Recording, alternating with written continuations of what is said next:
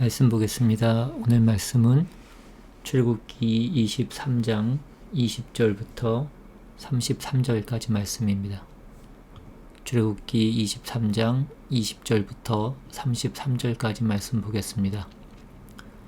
내가 사자를 내 앞서 보내어 길에서 너를 보호하여 너를 내가 예비한 곳에 이르게 하리니 너희는 삼가 그의 목소리를 청종하고 그를 노엽게 하지 말라. 그가 너희의 허물을 용서하지 아니할 것은 내 이름이 그에게 있음이니라. 내가 그의 목소리를 잘 청종하고 내 모든 말대로 행하면 내가 내 원수에게 원수가 되고 내 대적에게 대적이 될지라. 내 사자가 내 앞서 가서 너를 아모리 사람과 헷 사람과 브리스 사람과 가나안 사람과 히윗 사람과 여부스 사람에게 인도하고 나는 그들을 끊으리니 너는 그들의 신을 경배하지 말며 섬기지 말며 그들의 행위를 본받지 말고 그것들을 다 깨뜨리며 그들의 주상을 부수고 내 하나님 여호와를 섬기라. 그리하면 여호와가 너희의 양식과 물에 복을 내리고 너희 중에서 병을 제하리니 내 나라에 낙태하는 자가 없고 임신하지 못하는 자가 없을 것이라. 내가 너의 날수를 채우리라. 내가 내 위엄을 내 앞서 보내어 네가 이를 곳의 모든 백성을 물리치고 내 모든 원수들이 내게 등을 돌려 도망하게 할 것이며 내가 왕벌을 내 앞에 보내리니 그 벌이 히위 족속과 가나안 족속과 헷 족속을 내 앞에서 쫓아내리라.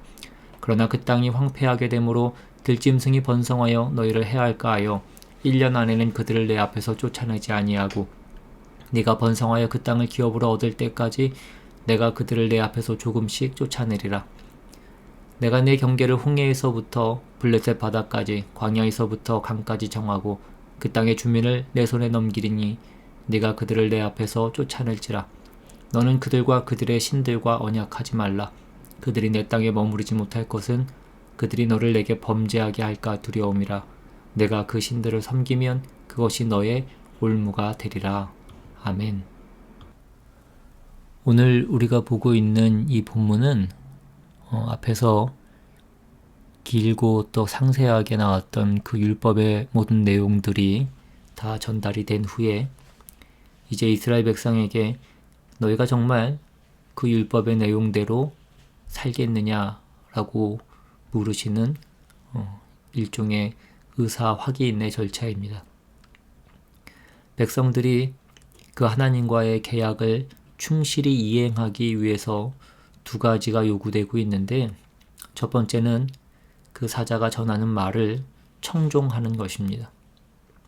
본문 21절에 너희는 삼가 그의 목소리를 청종하고 라고 그렇게 말씀합니다. 그리고 두 번째는 그 다음 22절에 나오는 내 모든 말대로 행하면 즉 하나님이 명하시는 바대로 그 모든 것을 행하는 것입니다. 지금 하나님께서 이스라엘 백성들에게 주신 모든 율법들은 이스라엘 백성이 힘을 다해서 지켜야 하는 어떤 신앙적인 책임으로서 주어지고 있는 그런 내용들입니다. 그런데 이 신앙적인 책임은 이 계약을 체결하기 전에 먼저 하나님의 성실하심, 하나님의 어떠하심이 전제되고 있습니다. 오늘 본문에서만 봐도 오늘 본문 20절에 내가 사자를 내 앞서 보내어 길에서 너를 보호하여 너를 내가 예비한 곳에 이르게 하리니 너희는 삼가 그의 목소리를 청종하고 그를 노엽게 하지 말라라는 그 명령이 주어지고 있는 것입니다. 그러니까 우리의 순종은 어떤 조건으로서 우리에게 요구되어지고 있는 것이 아니라 하나님께서 이스라엘에게 베푸시고 저들의 미래와 저들의 운명에 대한 그 약속에 근거해서 이 신앙의 명령들이 요구되고 있는 것입니다. 우리 각자의 신앙 현실에 있어서도 우리가 어떤 신앙적인 책임을 지려고 하는 이유는 하나님에 대한 이 신앙 고백이 우리에게 먼저 있기 때문입니다. 하나님께서 우리를 만나시고 우리에게 하나님이 누구시며 하나님이 우리에게 어떤 목적을 갖고 계시는지를 우리에게 알게 하셨기 때문에 우리는 그 신앙생활을 책임으로 인식하고 열심을 가지고 섬기고 순종하려고 애를 쓰는 것입니다. 그래서 오늘 우리가 확인해야 되는 것은 우리를 찾아오신 하나님, 그리고 그 하나님이 우리를 향하여 가지신 그 목표와 채우시려는 그 내용이 무엇인지를 깨닫고 그것에 먼저 우리가 항복하는 것이 필요한 것입니다. 이스라엘 백성에게는 그것이 종되었던 애굽에서 그들을 구원하시고 홍해를 가르셔서 그들을 이끌어내시고 그 광야에서 만나와 메추라기를 먹이시고 그 바위 위에서 샘물을 먹이셔서 이제 이 시내 산까지 그들을 데려오신 하나님이십니다. 그리고 우리 각자의 생애 속에서는 우리를 그 죄와 사망의 노예로부터 구원하셔서 이 세상이 주는 것과는 비교할 수 없는 그 생명과 진리와 영광으로 약속하신 하나님, 이것이 우리의 순종의 모든 근거인 것입니다. 우리가 가지는 이런 신앙 고백, 하나님만이 우리의 힘이요 생명이요 구원이요 영광입니다 라는 이런 고백들은 나와 세상은 이러한 것들을 만들 수 없습니다 라는 그 고백을 포함하고 있는 것입니다. 그래서 나는 내 고집이나 내 주장을 버리고 하나님의 계획과 하나님의 약속하심에 내 자신을 바치겠다라는 것이 우리의 신앙 고백의 진정한 내용인 것입니다. 그래서 하나님 없이 우리는 홀로 존재하거나 우리는 홀로 가치가 있거나 목표를 설정하거나 달성할 수 없다라는 것이 그 고백이 말하자면 순종이라는 것을 낳고 있는 것입니다. 그러니까 순종이라는 것은 우리의 신앙 고백 자체에 포함되어 있는 것이고 우리의 신앙은 순종과 함께 가게 되어 있는 것입니다. 그러니까 순종이 없는 신앙은 있을 수가 없습니다. 왜냐하면 우리의 신앙 고백은 하나님이 우리의 생명이시고 하나님은 우리의 승리고 하나님은 우리의 진리고 하나님은 우리의 가치이기 때문입니다. 하나님에게만 그것이 있고 하나님께 붙어 있어야지만 우리는 그 생명과 진리를 공급받을 수 있기 때문입니다. 우리 스스로는 그러한 것들을 만들 수도 없고 다른 데서 그런 어떤 대체물을 얻을 수가 없습니다. 그러니까 순종이 곧 우리의 신앙 고백인 것입니다. 우리의 신앙 고백이 곧 순종인 것입니다. 그런데 우리의 삶 가운데 이것이 분리되어 있고 우리의 신앙생활 가운데 그 순종이 어려운 까닭은 우리의 그 승리와 그 완성과 영광이 약속되어 있지만 그 완성의 날이 시간적으로는 유보되어 있기 때문입니다. 지금 우리는 그 약속 속에서 살고 있습니다. 우리가 그것을 약속으로 갖고 있다라는 것은 그것이 아직 현실은 아니라는 얘기고 그래서 우리의 신앙생활은 어려운 것입니다. 그러나 거기까지 시간이 걸린다. 하나님이 완성시켜 줄 때까지 거리가 있다라는 것을 우리가 안다면 우리의 믿음이라는 것이 그 약속을 지금 실현시키는 어떤 비법이 아니고 그 약속을 바라보고 기다리는 어떤 인내의 문제라는 것을 우리가 안다면 우리는 보다 많은 어떤 신앙상의 이익을 얻을 수 있을 것입니다. 그래서 성경이 우리에게 순종을 요구하는 것은 언제나 이 율법을 주시는 장면에서 우리가 보고 있는 바와 같이 하나님이 우리에게 당신을 나타내시고 우리에게 미래를 약속하셔서 우리에게 항복을 받아내시는 것 위에만 성립하고 있는 것을 우리는 보게 됩니다. 이 신앙 고백 없이는 순종이라는 것은 있을 수 없습니다. 그래서 성경에 나오는 이 순종이라는 문제는 우리가 그냥 쉽게 생각하면 우리의 어떤 책임으로서 그렇게 이해하기 쉽지만 사실은 그보다 더 본질적인 문제를 얘기하고 있는 것입니다. 그래서 이 순종이 제대로 행해지지 않았을 때에는 성경에서 굉장히 단호한 경고로 그렇게 우리에게 말씀되어지고 있는 것을 우리는 보게 되는 것입니다. 우리가 신명기에서 보는 바와 같이 하나님의 말씀을 따르고 순종하면 복을 받되 나가도 복을 받고 들어와도 복을 받습니다. 그러나 그러지 않으면 나가도 저주를 받고 들어와도 저주를 받고 하는 그 경고가 주어지고 있는 것이고 실제로 이스라엘 역사를 보면 그것이 이스라엘 역사 전체에 걸쳐서 이루어지고 있었던 것을 우리는 보게 되는 것입니다. 그래서 이스라엘 백성이 하나님을 배반했을 때 그들은 말로 할 수 없는 그 고난을 당하게 됩니다.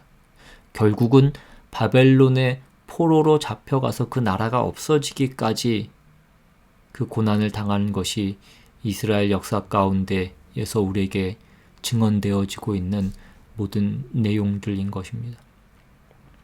이렇게 그 하나님의 말씀에, 하나님의 율법에 순종하는 것이 가장 중요한 어떤 신앙의 기준으로서 우리에게 주어지고 있는 그 이유는 이것이 우리가 져야 될 어떤 책임으로서 얼마나 무거운 것인가 하는 것을 얘기하기 위해서가 아니라 하나님 외에는 다른 곳에서 우리가 답을 얻을 수 없다라는 것을 확인시키는 그 작업이 이스라엘 역사 전체를 통하여서 이루어지고 있는 것입니다.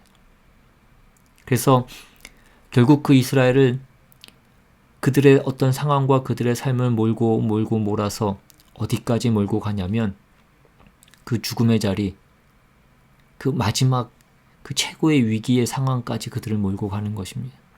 그들을 그 죽음의 골짜기로 몰고 가서 뭘 확인시키냐면 인간의 가치가 어디 있는가, 우리가 살아야 될 이유가 어디 있는가를 확인시키는 것입니다. 그때야 비로소 그 순종의 가치를 알게 되기 때문입니다. 순종의 가치를 알게 되는 것은 하나님께만 답이 있다라는 것을 발견하게 되는 그 자리에서 그 순종의 가치를 알게 되는 것입니다. 시편에 가시면 시편 40편에 다윗의 시가 나옵니다.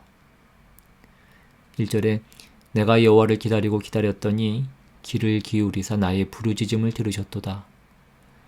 나를 기가 막힐 웅덩이와 수렁에서 끌어올리시고 내 발을 반석 위에 두사 내 걸음을 견고하게 하셨도다. 새 노래 곧 우리 하나님께 올릴 찬송을 내 입에 두셨으니 많은 사람이 보고 두려워하여 여호와를 의지하리로다. 여호와를 의지하고 교만한 자와 거짓에 치우치는 자를 돌아보지 아니하는 자는 복이 있도다. 하나님을 의지하는 자가 복이 있다고 얘기합니다. 교만한 자와 거짓에 치우치는 자를 돌아보지 않고 하나님만 의지하는 자가 복이 있다라는 어떤 기독교 신앙 고백입니다. 그런데 이 신앙 고백 앞에서 뭐라고 하고 있냐면 2절에 나를 기가 막힐 웅덩이와 수렁에서 끌어올리시고 내 발을 반석 위에 두사 내 걸음을 견고하게 하셨도다 라고 이렇게 얘기합니다. 이 2절과 그 4절의 신앙 고백은 같은 내용입니다. 2절 말씀은 자신의 실제적인 어떤 경험에서 나온 얘기이고 4절은 그것에 대한 신앙 고백입니다.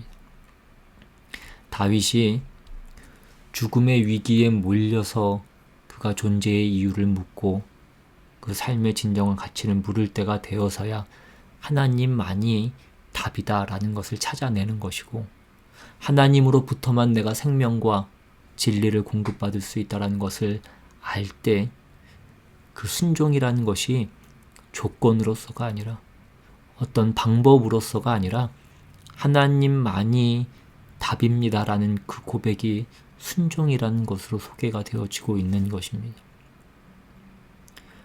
우리가 잘 아는 대로 다윗은 이스라엘 역사상 가장 뛰어난 왕이었습니다.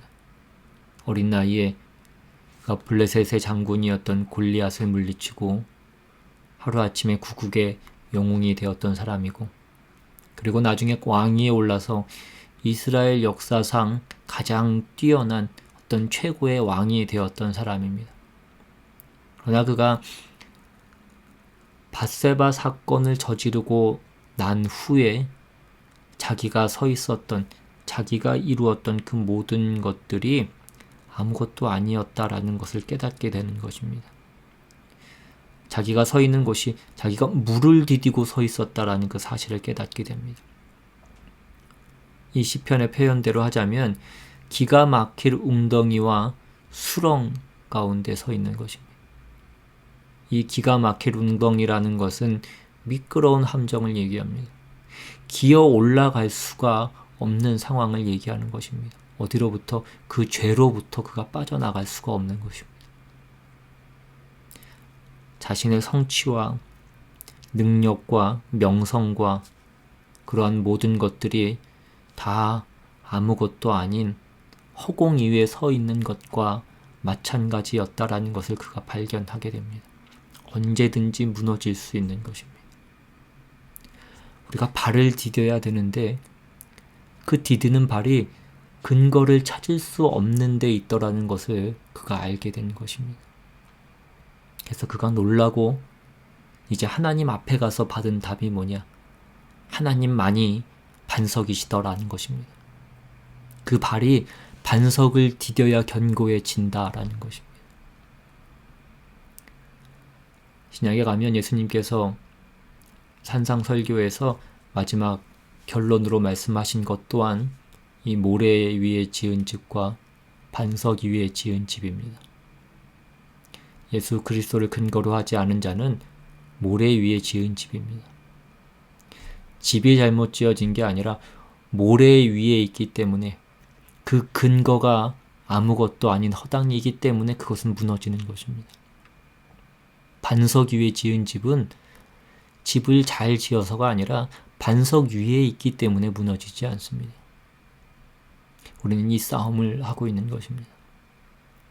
성경이 우리에게 순종을 요구하고 신앙적인 고백을 요구하는 것은 두 개가 같은 것입니다. 우리의 신앙 고백은 하나님이 누구신가에 관한 문제고 하나님이 누구신가는 나의 진정한 가치와 그 목적과 운명과 영광이 무엇인지를 아는 그것과 직결되어 있는 것입니다. 왜냐하면 하나님이 우리를 만드셨고 우리를 향한 하나님의 계획과 목표가 있기 때문입니다.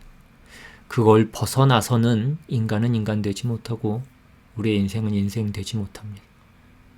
그러니까 우리가 신앙 고백을 하는 것은 곧 우리가 하나님을 의지하고 하나님만으로 우리의 답과 방향과 우리의 모든 소원을 삼는다라는 것입니다. 또 그렇게 살아야 되는 존재고 인생이라는 것입니다. 그런데 이것이 우리의 삶 가운데 자꾸 분리되어 있는 이유는 우리가 아직 신앙적으로 완성되지 못한 탓입니다. 우리는 더 열심을 내야 됩니다. 우리가 순종하지 않는 시간은 우리의 신앙 고백이 중단된 시간이고 그리고 그 순간은 죽어있는 순간입니다. 허망하고 방탕한 시간이고 낭비되는 시간입니다. 오늘 우리 모두가 우리가 한 신앙 고백의 가치가 무엇인지를 다시 한번 이해하셔서 이 순종을 우리 자신의 자신됨과 우리를 우리되게 한 하나님의 하나님 되심에 대한 이해로부터 끌어내셔서 우리 신앙의 참다운 승리와 그 의미와 자랑을 맛보시는 저와 여러분 다 되시기를 주님의 이름으로 축원합니다. 이 시간 같이 말씀 생각하시면서 같이 기도하기를 원합니다. 우리의 신앙 고백이 무엇이고 그래서 우리의 삶 가운데 있어야 될 그 순종이 무엇에 근거하는 것인지를 다시 한번 기억하셔서 우리 삶 가운데 우리의 신앙 고백으로 인한 그 참다운 순종이 나올 수 있기를, 그 승리와 그 복됨이 우리 삶 가운데 있을 수 있기를 우리가 기도하는, 우리가 소망하는 우리 모두가 될 수 있기를 바랍니다. 우리 같이 기도합니다.